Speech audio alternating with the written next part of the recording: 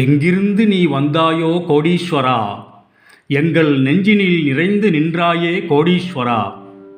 நிதம் எங்கள் நினைவுகள் உந்தன் அருளலையில் சங்கமம் கோடீஸ்வரா. இது எங்கள் ஆன்ம கீதம் அன்பே கோடீஸ்வரா.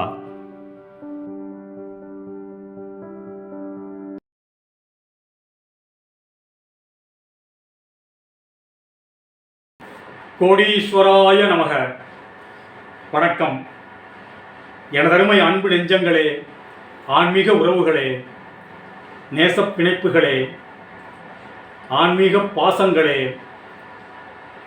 நமது பேசும் தெய்வம் கோடிசுவாமி யூடியூப் சேனலிற்காக தாங்கள் செலவழிக்கும் நேரத்திற்காகவும் தங்களது நெஞ்சார்ந்த அன்பிற்காகவும் நான் என்றுமே கடமைப்பட்டுள்ளேன். எனக்குங்க எனது அமெரிக்க நண்பர் மிஸ்டர் ராகவனுங்க, உங்களுக்கு ஞாபகம் இருக்கும், ஏற்கனவே ஒரு தொடர் அவரோட நம்ம கணக்கன்பட்டி மகானை பற்றிய ஒரு தெய்வீகமான நம்ப முடியாத அதிசயமான அனுபவத்தை நமது பேசும் தெய்வம் கோடிசுவாமி யூடியூப் சேனலில் நான் வெளியிட்டிருக்கின்றேன். அந்த லிங்க் வேணுங்கிறவங்க கேட்டால் நான் லிங்க் அனுப்புகிறேங்க. நீங்கள் இந்த பழைய வீடியோவை பார்த்தாலே உங்களுக்கு தெரியும். இப்போ அந்த ராகவன் சாருங்க இப்போ சமீபத்தில் நடந்த ஒரு தெய்வீகமான அதிசயிக்கத்தக்க ஒரு மாபெரும் அனுபவங்க, நமது கணக்கன்பட்டி பகவானை பற்றிய அனுபவம், அவருடைய நேரடி அனுபவம். இதை உங்கள்கிட்ட சொல்கிறப்பயே எனக்கு அப்படியே எனக்கு உணர்ச்சியின் உச்சகட்டத்திற்கே நான் போய்விடுகின்றேன். ஒரு ராகவன் சார் நமது கணக்கன்பட்டி பகவான் மேலே அளவற்ற பிரியமும் அளவற்ற பக்தியும் உடையவருங்க. அதாவது பக்திக்கு ஒரு உருவம் வேணும்னு கேட்டிங்கன்னா எனக்கு தெரிஞ்சு 2-3 பேர் இருக்காங்க. அந்த 2-3 பேரில் மிக முக்கியமானவர் நமது ராகவன் சார் தாங்க. அவ்வளவு பக்தியாக இருப்பாருங்க நமது கணக்கன்பட்டி மகான் மேலே. இப்போ சமீபத்தில் கூட அமெரிக்காவிலேருந்து நமது கணக்கன்பட்டி பகவான் சந்நிதிக்கு தரிசனம் பண்ணிட்டு போனாருங்க. அவ்வளோ பக்தியானவருங்க கணக்கன்பட்டி பகவான் மேலே. அவருடைய அனுபவத்தை அவரே சொல்கின்றார், கேளுங்கள். ஐயா வணக்கம். என் பேர் ராகவன். நான் அமெரிக்காவில் என் மனைவியும் பசங்களோடும் வாழ்ந்துட்டுருக்கேன். கிட்டத்தட்ட ஒரு 10 வருஷமாக இந்த யாகங்கள்லாம் பண்ணணும்னு எனக்கு ரொம்ப ஆசை. ஸோ ஆனால் என்னென்னா, இந்த கோவிலில் இருக்கிற ப்ரீஸ்ட் எல்லாம் நம்ம வீட்டுக்கு கூட்டின்னு பண்ணுறதுன்றது ஒரு பெரிய லாஜிஸ்டிக்ஸ் ப்ராப்ளம். அவங்க டைம் இருக்கும்போது நமக்கு டைம் இருக்காது, நமக்கு டைம் இருக்கும்போது அவங்களுக்கு டைம் இருக்காது. ப்ளஸ் அந்த காஸ்ட் கொஞ்சம் ரொம்ப ஜாஸ்தி ஆகிடுங்க. ஸோ நான் என்ன பண்ணேன், நானே இந்த யாகங்கள் பண்ணுற முறை என்ன, ப்ரொசீஜர் என்ன, மந்திரங்கள் என்ன, இதெல்லாம் கற்றுக்கிட்டு நாமளே பண்ணுவோம் அப்படின்னு ஒரு 10 வருஷம் முன்னால் நாங்கள் ஆரம்பித்தோம். ஆனால் இது என்னென்னா, வீட்டுக்குள்ளே பண்ணுறதுன்றது கொஞ்சம் கஷ்டம். ஏன்னாக்கா வீடு எல்லாமே எல்லாம் வுட்டில் கன்ஸ்ட்ரக்ட் பண்ணியிருக்காங்க இங்கே. ஸோ இந்த பெரிய யாகமெல்லாம் பண்ணுறது கொஞ்சம் ரிஸ்கி. ஸோ அதனால் நான் என்ன பண்ணேன், இந்த நிறையா ஒரு ட்ரையல் அண்ட் எரர் எல்லாம் பண்ணி கடைசியில் ஒரு சிம்பிள், ஒரு ரொம்ப சீப்பான ஒரு டென்ட் மாதிரி வாங்கி எங்கள் வீட்டுக்கு பின்னால் வச்சுருக்கோம். அது என்னன்னா, அட்வான்டேஜ் என்னென்னா, அது மழை பெஞ்சாலும் சரி, ஸ்னோ பெஞ்சாலும் சரி, காற்று அடித்தாலும் சரி, இந்த நேச்சுரல் கிளைமேட்டு வெதர் என்ன மாதிரி இருந்தாலும் நம்ம மனசு வச்சா நம்ம அந்த ஹோமத்தை பண்ணுறதுக்கு சௌகரியமாக இருக்கும்னு. ஆனால் ரொம்ப எக்ஸ்பென்சிவாக இந்த மாதிரி கன்ஸ்ட்ரக்ட் எல்லாம் பண்ணுறது நமக்கு முடியாது. ஆக ஒரு சின்ன லெவலில் ஒரு சீப்பாக ஒரு டென்ட் மாதிரி கட்டி அதை நாங்கள் வீட்டுக்கு பின்னால் வச்சுருக்கோம். அந்த டென்ட்டுக்குள்ளே தான் நாங்கள் இந்த ஹோமங்கள்லாம் பண்ணுறது. நமது ராகவன் சார் அமெரிக்காவில் கனெக்டிகட்டுங்கிற மாகாணத்தில் ரொம்ப வருஷமாக ஃபேமிலியோடு வாழ்ந்துட்டு இருக்காருங்க. அங்கேயே அவர் அருமையான தோட்டத்திலே ஒரு யாகசாலை அமைத்து நமது கணக்கன்பட்டி பகவானிற்காக யாகங்கள் வளர்த்து அருமையான பயனை அனுபவித்துக் கொண்டிருக்கின்றார். பக்திக்கு நான் பல உருவங்களை சாட்சியாக பார்த்திருக்கின்றேன். அந்த பல உருவங்களுள் மிக முக்கியமாக வருவது ராகவன் சாரோட உருவம் தாங்க. பக்திக்கு இலக்கணம் அவருங்க. நமது மூட்டை பகவானின் மேல் எல்லையற்ற பக்தி உடையவர். அந்த பக்தியின் உருவம் ராகவன் சார் வந்துங்க அமெரிக்காவில் கனெக்டிகட்டுங்கிற மாகாணத்தில் அவர் ஃபேமிலியோடு ரொம்ப வருஷமாக வாழ்ந்துட்டு இருக்காருங்க. நமது கணக்கன்பட்டியாருக்காக அவர் ஒரு யாகசாலை அமைத்து, அவருடைய தோட்டத்திலே ஒரு யாகசாலை அமைத்து அதில் அக்னிஹோமம் வளர்த்து பெரும் பயனை அனுபவித்துக் கொண்டிருக்கின்றார்.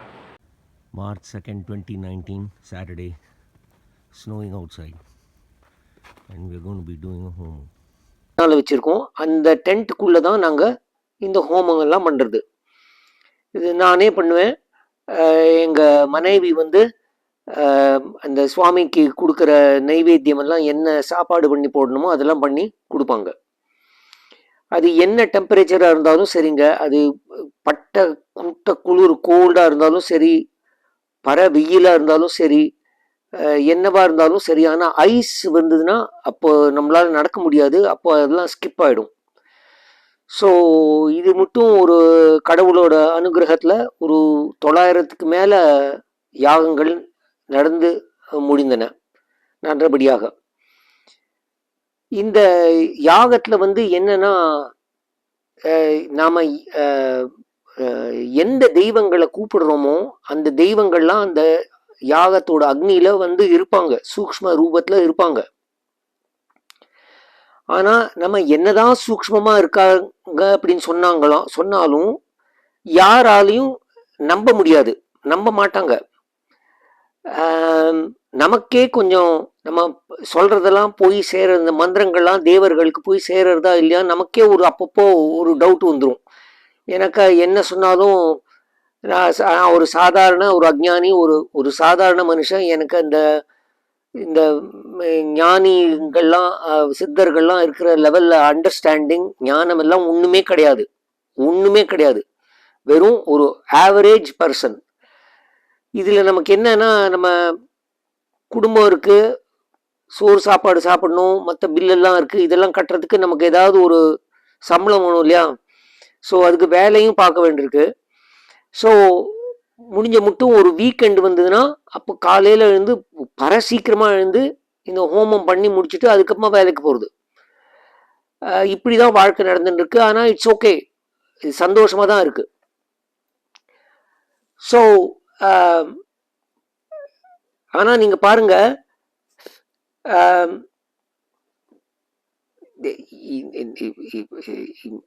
இப்போ நம்ம ராமநாதன் ஐயா இந்த பேசும் தெய்வம் கூடி சுவாமி சேனல் வந்த மட்டும் இந்த ஒவ்வொரு ஹோமத்திலையும் இந்த பரிவார தேவதா அப்படின்னு அசோசியேட்டட் டெய்டிஸ்க்கு நம்ம வந்து ஆகுதி கொடுக்கணும்.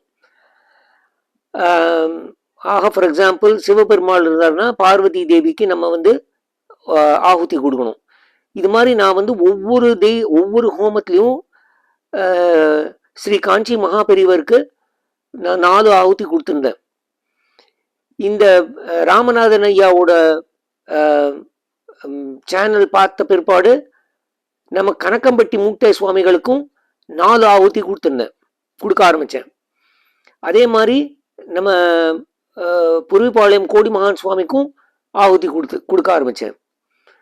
ஸோ என்னோட நம்பிக்கை என்னன்னா, இந்த தேவர்கள்லாம் இந்த அக்னியில வந்து சந்தோஷமா இந்த யாகத்தை அனுகிரகம் செய்கிறார்கள் அப்படின்றது என்னோட நம்பிக்கை. அது நான் யார் மேலேயும் ட்ரஸ்ட் பண்றதுக்காக சொல்லலை, இது என்னோட நம்பிக்கை, அவ்வளோதான். சரிங்களா?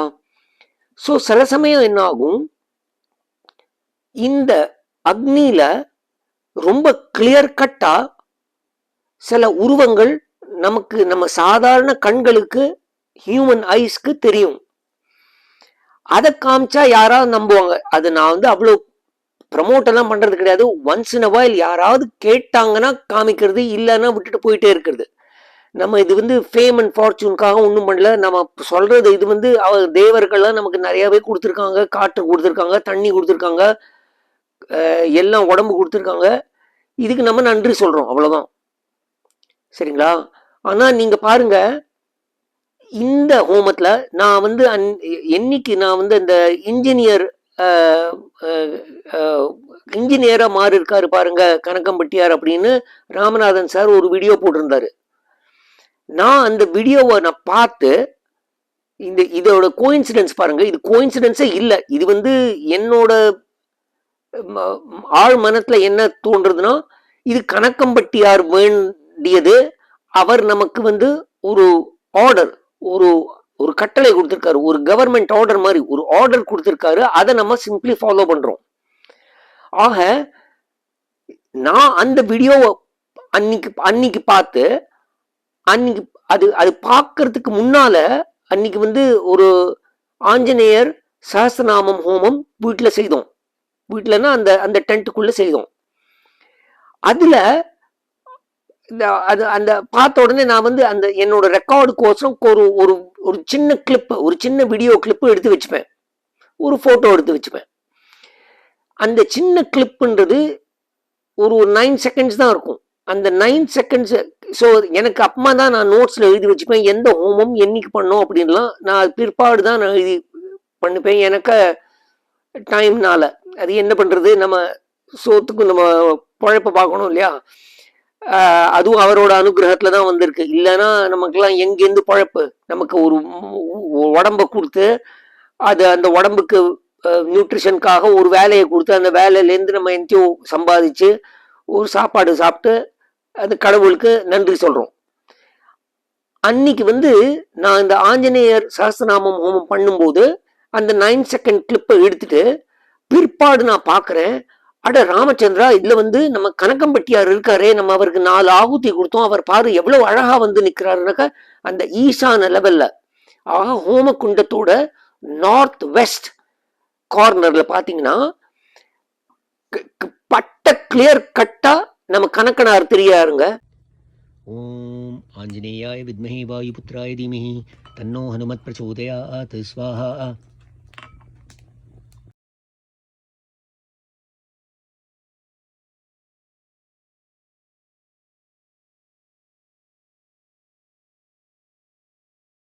நமது கணக்கன்பட்டி பகவான் அவருக்கு பல பௌதீக நன்மைகளை செய்ததோடு அல்லாமல் அதற்கு ஒரு சாட்சியாக அவருடைய யாகத்திலே, அந்த அக்னி குண்டத்திலே அவருடைய உருவங்களை, கணக்கன்பட்டி பகவானுடைய உருவங்களை மானசீகமாக காண்பித்து அவரை மேலும் அருள்பாலித்திருக்கின்றார். இவைகளெல்லாம் நமது வாழ்வில் நாம் கேட்கின்ற பொன்னான விஷயங்கள். அவற்றை நமது சிந்தையிலே இருத்தி நமது பக்தியை வளர்ப்போம். மீண்டும் சந்திப்போம். ஆத்ம நன்றி.